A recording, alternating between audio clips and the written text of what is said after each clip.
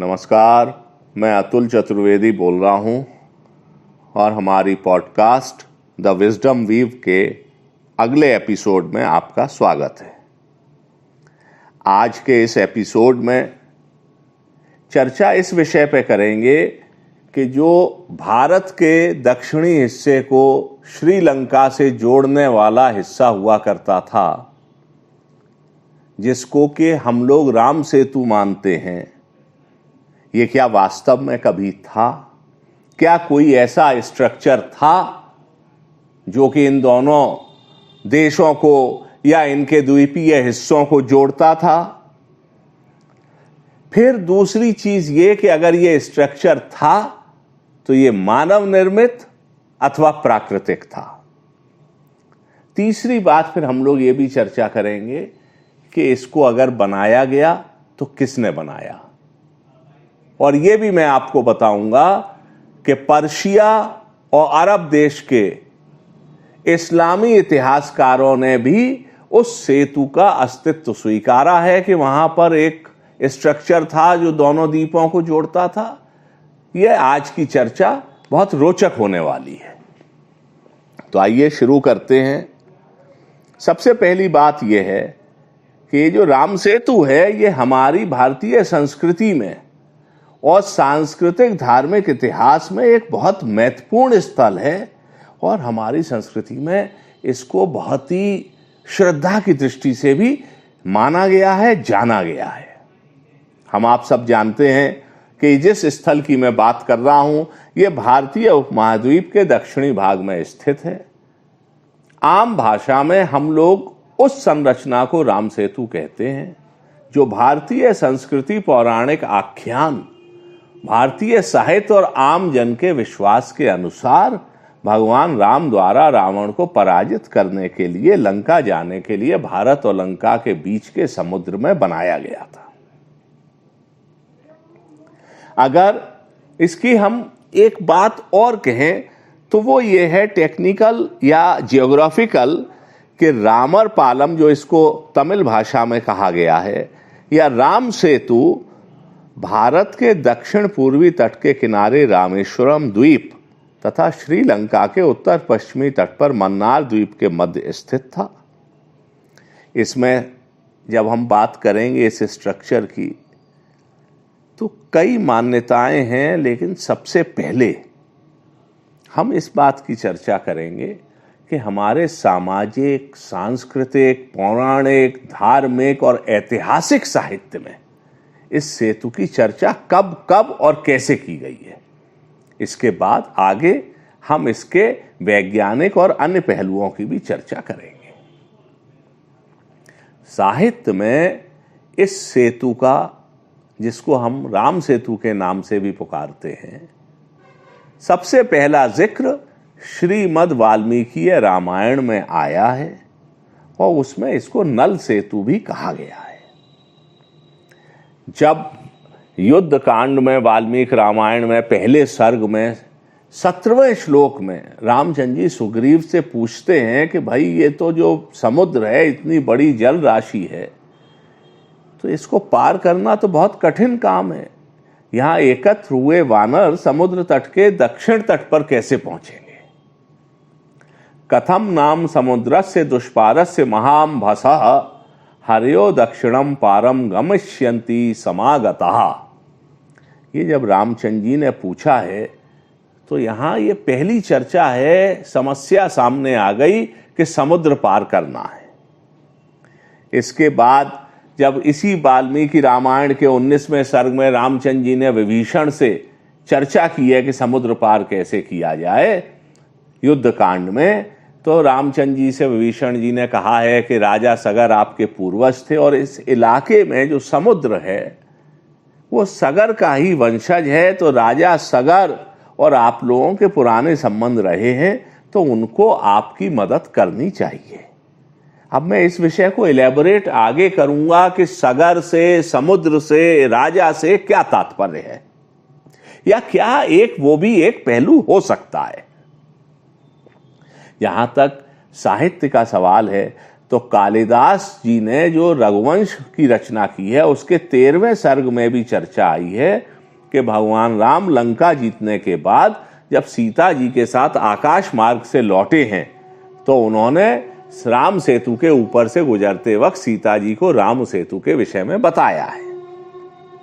अगर हम पुराणों की बात करें तो स्कंद पुराण के 3, विष्णु पुराण के 4, अग्नि पुराण के 5वें से 11वें अध्याय और ब्रह्म पुराण में भी राम सेतु का जिक्र है और यहां तक कि महाभारत में भी नल सेतु के नाम से इसका जिक्र आया है। अगर तुलसीदास जी की श्री रामचरितमानस की बात करें तो पहले इसमें भी सुग्रीव और विभीषण से भगवान राम ने समुद्र पार करने का उपाय पूछा है।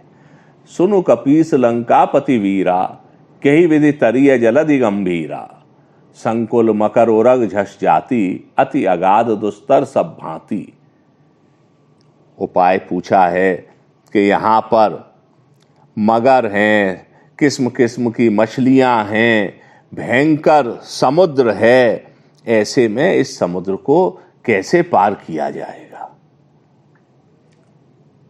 इसके अतिरिक्त जैसा मैंने कहा कि सबसे पहले मैं साहित्य में इस पुल की क्या क्या चर्चा आई है वो जिक्र करूंगा इस पॉडकास्ट में, फिर आगे की चर्चा अपन लोग आगे बढ़ाएंगे। एक हिंदी के बहुत प्रसिद्ध विद्वान हुए हैं जिनका मूल देश बेल्जियम था, वो एक कैथोलिक मिशनरी थे, फादर कामिल बुल्के। ये जब भारत आए इन्होंने इलाहाबाद विश्वविद्यालय में अपनी रिसर्च की, शोध प्रबंध उनका जो था वो इलाहाबाद विश्वविद्यालय के हिंदी विभाग से संबद्ध रहकर इन्होंने किया। उसका टॉपिक था राम कथा उत्पत्ति और विकास। इसका समय लगभग सन 1950 था। ये इस विषय में एक बहुत अद्भुत और प्रमाणिक ग्रंथ है। फादर कामिल बुल्के ने हिंदी की बहुत सेवा की है और वो रांची के सेंट जेवियर कॉलेज में हिंदी विभाग के अध्यक्ष भी रहे।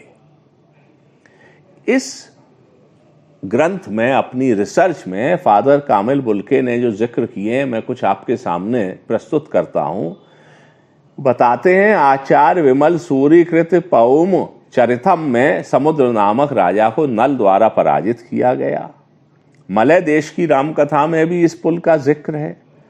पद्म पुराण के अनुसार रामचंद्र जी ने समुद्र तट पर शिवजी से सहायता के लिए प्रार्थना की थी। देखिए, ये जो शिवजी से सहायता मांगी गई है ये अलग अलग साहित्य में अलग अलग किस्म से आई है।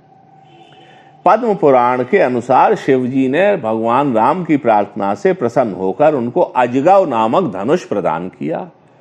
और पद्म पुराण की माने तो वो कहता है कि रामचंद्र जी ने उस धनुष को समुद्र में फेंक दिया और उस धनुषाकार स्ट्रक्चर पर ही समस्त सेना ने समुद्र पार किया। इससे अतिरिक्त विरडोर रामकथा, कंबोडिया में प्रचलित रामकथा आदि के अनुसार हनुमान जी अपनी पूंछ बढ़ाते हैं और राम लक्ष्मण उसी पर से समुद्र पार करते हैं। इन सारी बातों का मतलब यह है कि दुनिया भर में प्रचलित राम कथा साहित्य में एक सेतु का जिक्र है जिससे कि भारतीय दक्षिणी तट से श्रीलंका के उत्तरी तट पर यह सेना उतरी। हालांकि फादर कामिल बुल्के ने अपने शोध में पाया है कि कुछ साहित्यों में इस सेतु के बिना भी राम लक्ष्मण जी और उनकी सेना समुद्र पार करती है। अब हम उस जिक्र पर आएंगे जहां पर कहा गया है कि रामचंद्र जी ने 3 दिन तक समुद्र की विनती की। तुलसीदास जी ने रामचरितमानस में कहा है, विनय न मानत जलधि जड़ गए 3 दिन बीत, बोले राम सकोप तब भय बिनु होए न प्रीत।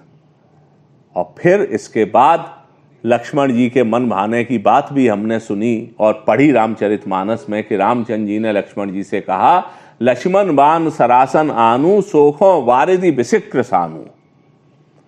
इस घटना की चर्चा वाल्मीकि रामायण में भी है। इन चीजों का कहने का मेरा मतलब यह है कि इस पुल से संबंधित, इस सेतु से संबंधित कई किस्म की चर्चाएं अलग अलग ग्रंथों में हैं और ये तो है ही है कि अगर ये घटना हुई है तो समुद्र को पार किया गया था और समुद्र को पार इतनी बड़ी सेना ने किया तो उसको पार करने का एक प्रैक्टिकल उपाय तो हुआ ही होगा, वो पुल के अतिरिक्त कुछ नहीं हो सकता था।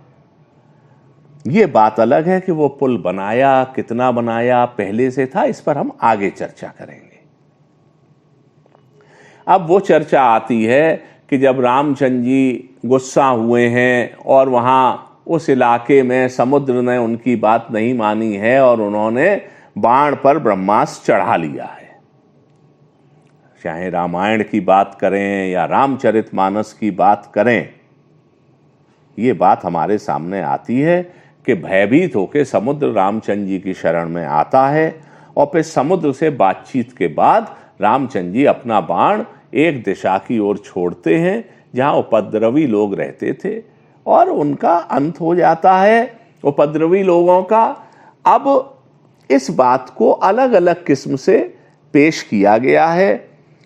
वाल्मीकि रामायण के युद्धकांड के 22वें सर्ग के 32वें श्लोक में उत्तर दिशा में जहां ये बाण छोड़ा गया उस स्थान को द्रुमकुल्य बताया गया और कहते हैं बाण छूटने के बाद इसके परिणाम स्वरूप यह स्थान मरुस्थल में परिवर्तित हो गया।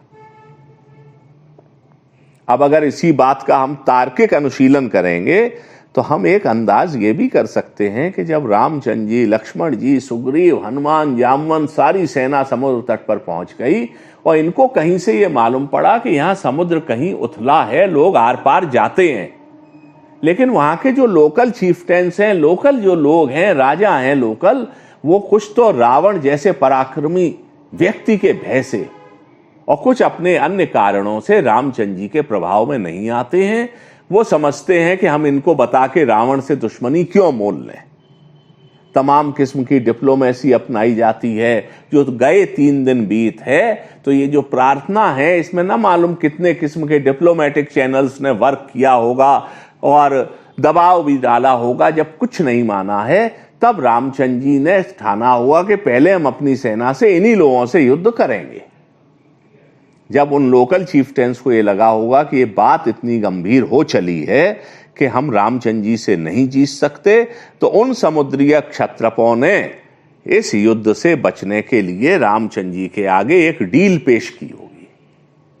ये मेरा अपना एक आकलन है, अनुमान है और एक इसकी तार्किक मेरी सोच है कि रामचंद्र जी के ताकत से, उनके दैवीय प्रभाव से उन लोगों को लगा कि यहां तो हमारा नाश हो जाएगा, तो हम एक डील लेके चलते हैं कि जो पास में उत्तर क्षेत्र में जिसका चर्चा वाल्मीकि रामायण में द्रुमकुल्य के नाम से है, यहां हमारे जो कुछ शत्रु रहते हैं, इनको ये दुष्ट लोग हैं, परेशान करते हैं, इनका नाश कराया जाए और उसके बाद उस शत्रु क्षेत्र को इनके अंडर में लाया गया या उसको नष्ट किया गया और इसके बदले में उस सामुद्रिक क्षेत्र की पूरी भौगोलिक जानकारी दे दी गई कि फलानी स्थान पर समुद्र उथला है, यहां पर से आर पार भाटे के समय निकला जा सकता है, ज्वार आता है तो ये डूब जाता है, या यहां पर स्ट्रक्चर पुराने ऐसे हैं कि जिन पर अगर जरा स्ट्रक्चर बनाया जाए तो वो टिक जाएगा और पार हो जाएंगे। और यह भी बताया जाता है कि आपके यहां वाल्मीकि रामायण के हिसाब से केवल नल और तुलसीदास जी की रामचरितमानस के हिसाब से नल नील नामक 2 वानर हैं। अब थोड़ा जो ये जब कवि अपना कल्पना का प्रयोग करता है तो उसमें हम लोग जानते ही हैं कि जहां ना पहुंचे रवि वहां पहुंचे कवि, तो इसमें आख्यान में थोड़ा कवि ने अपना भी कल्पनाशीलता जोड़ी होगी कि नल नील ने कैसे पत्थर डाले हैं और बांधते चले गए हैं। कुछ लोगों ने तैरते पत्थरों पर यह भी कहा है कि जो ज्वालामुखी के लावा से बना हुआ पत्थर होता है जो पानी पर तैरता है, उस पत्थर के प्रयोग से भी ये पुल बनाया गया, ऐसी भी कहीं पर चर्चा की गई है। लेकिन जब मैंने इस विषय में काफी पढ़ा और कोशिश की काफी चीजों से जानने की कि ये जो प्यूमाइस स्टोन है ज्वालामुखी का, इसका इस्तेमाल किया जा सकता है तो मैंने अपने जहाँ जहाँ मैं पढ़ पाया तो मैंने ये पाया कि जो प्यूमाइस स्टोन है ये थोड़ी देर तो तैरता है, लेकिन ये इतना बड़ी सेना का बोझा नहीं ले सकता था। इसलिए निश्चित तौर पे जो भी स्ट्रक्चर बना वो स्ट्रक्चर ऐसा था कि वहाँ जहाँ उथला समुद्र था, जिसकी पूरी गाइडेंस उन लोकल क्षत्रपों ने दी, वहाँ पर इस सेना के इंजीनियरों ने 30 फुट, वो 30 मील का लंबा पुल, जिसको 48 किलोमीटर का है, वो पुल भी बनाया गया होगा, ऐसा इस मान्यता के हिसाब से हम लोग सोच सकते हैं।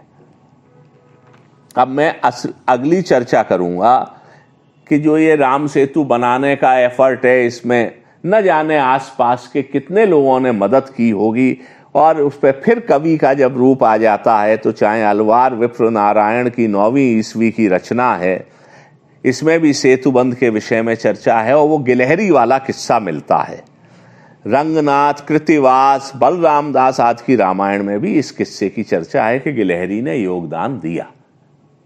इसकी भी तार्किक एक बात ये की जा सकती है कि आसपास के जो छोटे लोग, जिनको बिल्कुल आप इनसिग्निफिकेंट माने, उन्होंने भी अपने अपने तरीके से, जैसे आजकल मनरेगा में जब बात आ पड़ती है तो तमाम लोग मिट्टी उठा के कच्चा रास्ता बनाते हैं और रास्ता बन जाता है, सड़क बन जाती है, तो इसी प्रकार से श्रमदान से आसपास के लोगों ने इंडिविजुअली भी सहायता की होगी इस सेतु निर्माण में। सेतु निर्माण की बाधाओं का भी जिक्र है, रावण ने भी अपनी बहन से कहा है और उसमें बाधा डाली गई हैं, तो ये पूरी कहानियां पौराणिक आख्यानों में मौजूद हैं। अब अगर हम पौराणिक आख्यानों के बाद अगली चर्चा पे बढ़ते हैं इतिहास पर, तो इतिहास में इस पुल की एक जो चर्चा है वो बताया गया है कि दोनों टापुओं को मिलाने का पहला ऐतिहासिक जिक्र कसाकुडी की ताम्र पत्रीय लेख में है, जो कि नंदीवर्मन द्वितीय का है, 8वीं शताब्दी का। वो लेख में ये बताया गया है कि इस राजा के जो पूर्वज हैं उन्होंने श्रीलंका जीती। इसके बाद जाफना की आर्य चक्रवर्ती जो वंश है, डायनेस्टी है, उन्होंने अपने आप को प्रेजेंट किया है कि वो इस पुल के कस्टोडियन हैं या गार्जियन हैं। जब हम और ज्यादा ऐतिहासिक चर्चा की तरफ बढ़ेंगे तो एक अरब देश में उस जमाने में पर्शिया जो हुआ करता था, जिसको अब ईरान भी कहते हैं, वहाँ की एक राइटर हैं जो कि एक्चुअली वहाँ के भूगोल विषयों के एक्सपर्ट थे और कुछ इसी किस्म का सरकारी काम उन पर था, इब्न खोरदा बेह। उनकी किताब अल मसालिक वाल ममालिक, जो लगभग 850 ईस्वी में लिखी गई है, वो सेतबंद नाम के एक स्ट्रक्चर की चर्चा करती है। एक यात्री और इतिहासकार और प्रशासक भी रहा है अल बरूनी, उनकी तारीख अल हिंद जो लगभग 1030 ईस्वी की है, उसमें सबसे पहले इस पुल की चर्चा की गई है, लेकिन उन्होंने इस्लामिक और ईसाई मान्यता के हिसाब से इस पुल को एडम्स ब्रिज या आदम के पुल का नाम दिया है, क्योंकि इस्लामिक मान्यता में जब स्वर्ग से, हेवन से आदम पृथ्वी पर कूदे हैं, फेंके गए हैं, तो वो जिस चोटी पर गिरे हैं वो बाइबल के हिसाब से वो जो एडम्स पीक है वो श्रीलंका में कहीं मानी गई है। और कहते हैं कि फिर उस पर से आदम आए इस पुल पर चढ़ के और वो आगे गए हैं। कुल मिला के बात यह है कि एक पुल था, इसकी चर्चा कई जगहों पर है। इसके बाद अगर हम एक और चर्चा की बात करें तो वो चर्चा है कि 1480 में एक साइक्लोन में, हो सकता है सुनामी रही हो, इस पुल के नष्ट होने की, टूटने की चर्चा है, जो पम्बन चैनल को अलग करता था भारतीय मुख्य तट से और रामेश्वरम के तट को और श्रीलंका के तट को। ये जो है ये रामानाथ स्वामी मंदिर के रिकॉर्डों में 1480 के तूफान से इस स्ट्रक्चर के नष्ट होने की चर्चा है। इस प्रकार से हम जब चाहे ऐतिहासिक चाहे पौराणिक बातों पर जाएं तो ये मालूम पड़ता है कि एक स्ट्रक्चर था जिसमें 15वीं शताब्दी तक लोग पैदल चल के भी इस महाद्वीप से श्रीलंका के द्वीप पर चले जाया करते थे, आवागमन होता था। कुछ ट्रैवल व्लॉगर्स हैं जिन्होंने अपने वीडियोज में श्रीलंका की तरफ जाके भी उस स्थान को दिखाया है जिधर से ये कभी पुल जोड़ा करता था, ऐसी मान्यता है। अब अगर हम इस बात पर आए कि ये जो यहाँ कोई स्ट्रक्चर है या था, तो नासा के उपग्रहों से और तमाम जानकारियों से ये है कि वहाँ समुद्र उथला है। कई जगहों पर समुद्र की गहराई 1 मीटर या 3 फीट भी नहीं है। ये स्ट्रक्चर किसने बनाया ये अलग बात है, लेकिन स्ट्रक्चर था वहां पर। ये समुद्र में डूबा एक किसी भौगोलिक घटना के कारण। और अब बात करते हैं कि वो जो स्ट्रक्चर है, जो चाहे प्राकृतिक है या क्या है, ये क्या हो सकता है। बहुत से वैज्ञानिकों का कहना है कि ये एक चूना पत्थरों की पम्बन आइलैंड के तट की तरफ से, रामेश्वरम की तरफ से चूना पत्थरों की श्रृंखला है जिसके ऊपर रेत जम गई है। इसके लिए कुछ लोग कहते हैं कि मूंगे की चट्टानें हैं ऊपर, और शोल्स कह लें या पत्थर कह लें या रेतीले टीले कह लें, ये सब मिला के वहाँ पर उथले समुद्र में ऐसा है कि कई जगहों पर वो स्थान ऐसा है जहाँ पर माना जा सकता है कि एक पूरी चेन जोड़ने की किसी जमाने में थी। जो चेन या जो स्ट्रक्चर है वो अब जल के अंदर है। आप लोगों में से जो लोग बॉम्बे या आप जिसको मुंबई कहते हैं वहाँ गए हों, उन्होंने हाजी अली की दरगाह का मेन रास्ता देखा हो, तो समुद्र में से जो रास्ता बनाया गया है, जो जाता है, जो मानव निर्मित है, वो ऐसा है कि जब ज्वार पर समुद्र होता है तो वो स्थान भी, वो रास्ता भी पानी के अंदर चला जाता है। तो उछले छिछले पानी में तलछट से ऐसे बहुत से सेडिमेंटेशन से ऐसे बहुत से स्ट्रक्चर होते हैं जिन पर कि घुटने घुटने भर चल के पार किया जा सकता है। ब्रह्मपुत्र नदी में, आसाम में भी ऐसे स्ट्रक्चर है। अब चूंकि समुद्र में लहरें होती हैं तो उसको फिर बांधने के लिए किसी इंजीनियरिंग से कोशिश की जाए तो आज भी समुद्र में कई स्थानों पर ट्रेन या कार से पुल बना के जाया जाता है। और उस जमाने में भी यदि हुआ हो तो कठिन तो हो सकता है, लेकिन असंभव था ऐसा कहना जरा मुझको सही नहीं लगता है। एक भारतीय भूगर्भ शास्त्री हैं एन रामानुजन, उनके एक वैज्ञानिक लेख के अनुसार यह निर्माण, जिसको एडम्स ब्रिज भी पुकारा गया है, पाक जलडमरू मध्य और मन्नार की खाड़ी के बीच उथले समुद्र में तलछट से निर्मित रेत के छोटे छोटे टीलों का निर्माण है। अब ये चाहे रेत के टीले हैं, 48 किलोमीटर या 30 मील लंबा जो भाग है, लाइमस्टोन की श्रृंखला है ये, लेकिन कुछ ना कुछ वहाँ पर स्ट्रक्चर है। और ये भी है कि ये प्राकृतिक स्ट्रक्चर रहा होगा जिसकी जानकारी उस इलाके के लोगों ने दी, तो रामचंद्र जी की सेना ने अपनी इंजीनियरिंग का उपयोग करके ये यहाँ पर एक सेतु बनाया होगा। बहुत से लोग कह सकते हैं, और मैं भी इस बात का, मेरे पास अभी कोई ऐसा कहने को नहीं है कि जिस चीज़ के प्रमाण मौजूद नहीं है, साक्ष्य मौजूद नहीं है, उसको इतिहास कैसे माना जाए।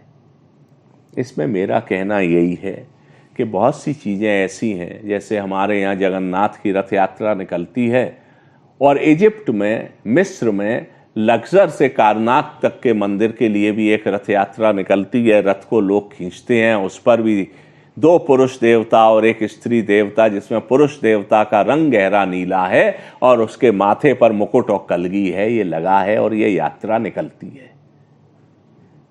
ये हजारों साल से निकल रही है। हमारे यहाँ जगन्नाथ रथ यात्रा भी निकल रही है। द्वारका के अवशेष जो चर्चा है कि समुद्र में डूब गई थी, तो समुद्र में खोज हुई है और एक किसी डूबे हुए पूरी सभ्यता के अवशेष हैं, लेकिन बहुत काम होना बाकी है।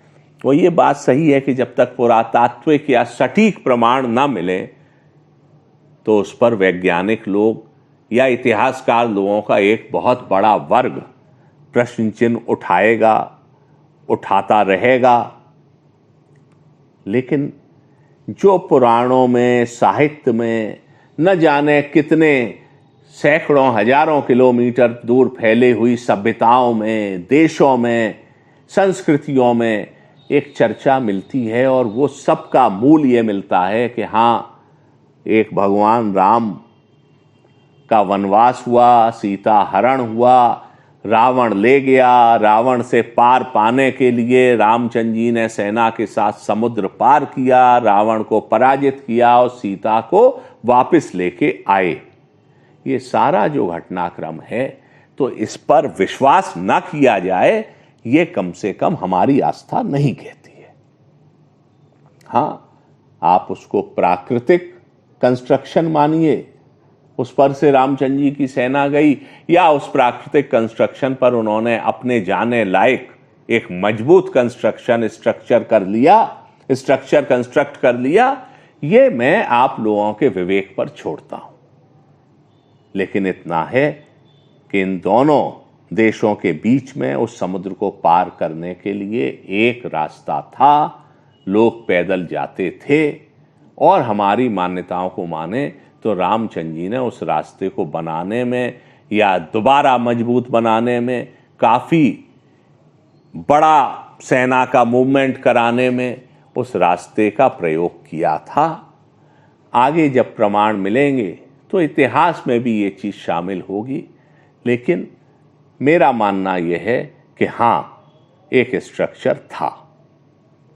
अब आप लोग जो हैं उसमें अलग अलग विश्वास कर सकते हैं, अलग अलग इस पर अपना मत रख सकते हैं, लेकिन इस बात को नहीं नकारा जा सकता है कि अगर हमारे पास भले ही प्रमाण नहीं है, हम घटनाओं को मिथक से इतिहास के खाने में डाल दें, उसके लिए हमारे पास एविडेंस नहीं है, लेकिन खाली इसीलिए हम नकार नहीं सकते, क्योंकि ये वो बातें हैं जो सहस्त्राब्दियों से, शताब्दियों से नहीं, सहस्त्राब्दियों से हमारे धर्म, संस्कृति और विश्वास का हिस्सा है।